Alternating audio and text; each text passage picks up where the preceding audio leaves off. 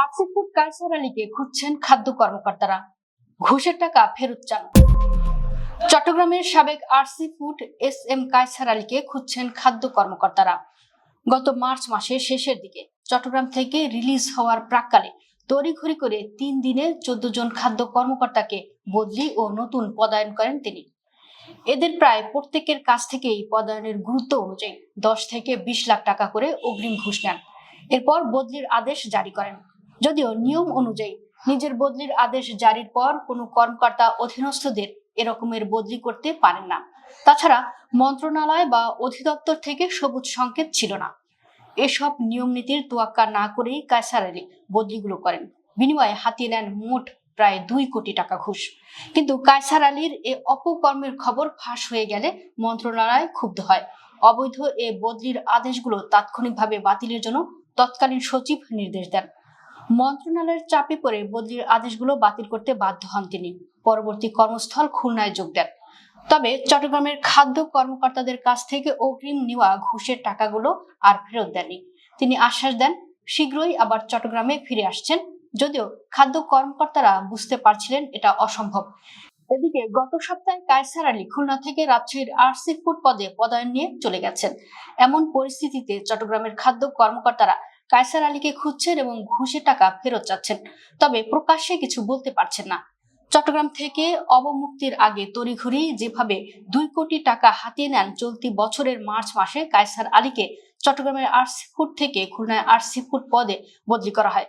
15 March ওই বদলির আদেশ জারি হয়, কিন্তু তিনি খুলনায় যেতে চাননি, যেহেতু সেখানে অবৈধ আয়ের সুযোগ কম। এর আগেও গত বছরের আগস্টে তাকে খুলনায় বদলি করা হয়েছিল, তবে একদিনের মাথায় সেই বদলির আদেশ বাতিল করিয়েছেন।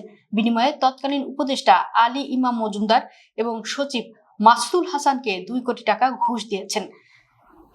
কায়সার আলীর চট্টগ্রামের আরসি ফুড পদে পদায়ন হয়েছিল 2023 সালের মার্চে। 2025 সালের মার্চে 2 বছর পূর্ণ হয়। তখনকার উপদেষ্টা ও সচিবকে ম্যানেজ করে চট্টগ্রামেই থাকার ব্যবস্থা করেন তিনি। তবে নিম্নমানের চাল গুদামজাতকরণ সহ নানা অভিযোগের পরিপ্রেক্ষিতে গত বছর আগস্টে তাকে খুলনায় বদলি করতে বাধ্য হয় মন্ত্রণালয়। ওই সময় চট্টগ্রামের অধীনস্থ খাদ্য কর্মকর্তাদের উপর ব্যাপক হারে চাঁদাবাজি ও বদলি বাণিজ্যের মাধ্যমে তড়িঘড়ি বড় অঙ্কের টাকা জোগাড় করেন তিনি। ঢাকায় এসে উপদেষ্টা ও সচিবদের সঙ্গে সাক্ষাৎ করে 17 আগস্টের বদলির আদেশ পরদিনই বাতিল করান। নীতিমালা অনুযায়ী অতিরিক্ত 1 বছর থাকার মেয়াদ শেষ হয় চলতি বছরের মার্চ মাসে। গত 15 মার্চ 2026 প্রজ্ঞাপনে কায়সার আলীকে খুলনায় বদলি করা হয়। তিনি বড় অঙ্কের ঘুষ নিয়ে আবারও তদবির শুরু করেন, তবে এবার আর বদলি ঠেকাতে পারেনি। পরিস্থিতি বেগতিক দেখে শেষ মুহূর্তে বেপরোয়া হয়ে ওঠেন কায়সার আলী। 31 মার্চ ছিল চট্টগ্রাম থেকে রিলিজ হওয়ার দিন, তাই রিলিজের আগ মুহূর্তে নেমে পড়েন বেপরোয়া বদলি ও ঘুষ বাণিজ্যে। 28 মার্চ থেকে 30 মার্চ পর্যন্ত 3 দিনের 14 জন খাদ্য কর্মকর্তাকে ওসি পদে নতুন পদায়ন দেন।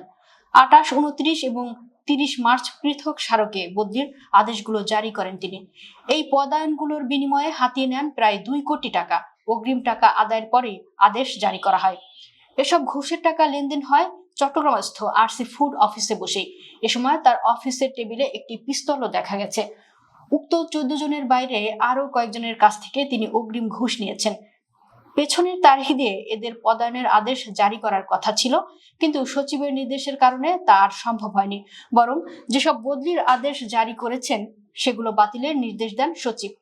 30 মার্চ রাতেই কায়সার আলী বাধ্য হন সবগুলো বদলির আদেশ বাতিলের প্রজ্ঞাপন জারি করতে। কায়সার আলী স্বাক্ষরিত ওই প্রজ্ঞাপনে বলা হয় 28, 29 এবং 30 মার্চ জারিকৃত প্রজ্ঞাপনগুলো জনস্বার্থে বাতিল করা হলো। ফ্যাসিস্ট আওয়ামী লীগ আমলেও ছিলেন ক্ষমতার শীর্ষে। ফ্যাসিস্ট লুটেরা আওয়ামী লীগ সরকারের আমলেও কায়সার আলী ছিলেন অত্যন্ত ক্ষমতাবান।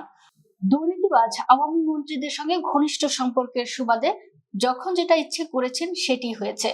বদলি পদায়নের নীতিমালায় সর্বোচ্চ 3 বছর একই কর্মস্থলে থাকার সুযোগ আছে, কিন্তু নিয়ম নীতির তোয়াক্কা না করে তিনি কুমিল্লা ডিসি ফুডের মতো গুরুত্বপূর্ণ পদায়নে একনাগাড়ে দীর্ঘ প্রায় 5 বছর ছিলেন।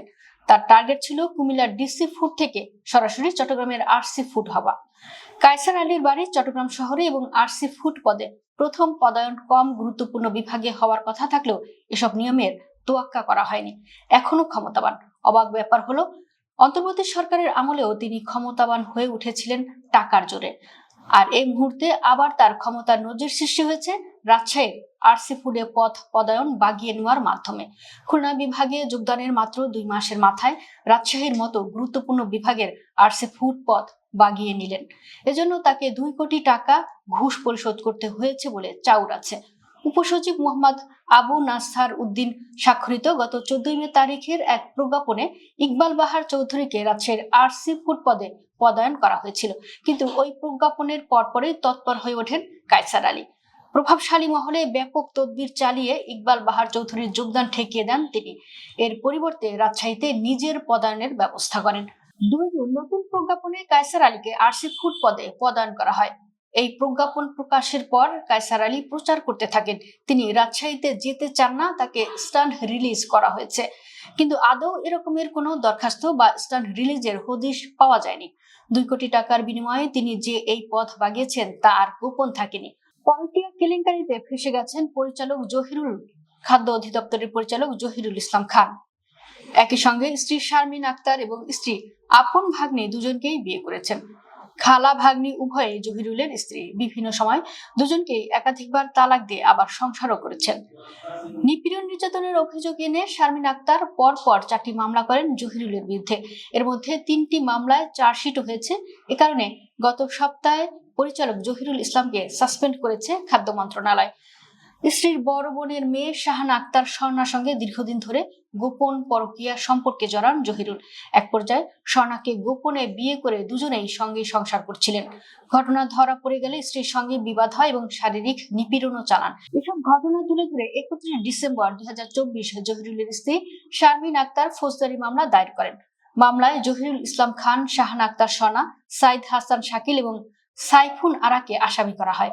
পরবর্তীতে একে একে আরো 3টি মামলা দায়ের করেন শারমিন আক্তার। তার আবেদনের পরিপ্রেক্ষিতে তদন্ত কমিটি গঠন করে খাদ্য মন্ত্রণালয়। তদন্তে অভিযোগের সত্যতা পাওয়া যায় এবং অবশেষে গত সপ্তাহে জহিরুলকে চাকরি থেকে সাময়িক বরখাস্ত করা হয়।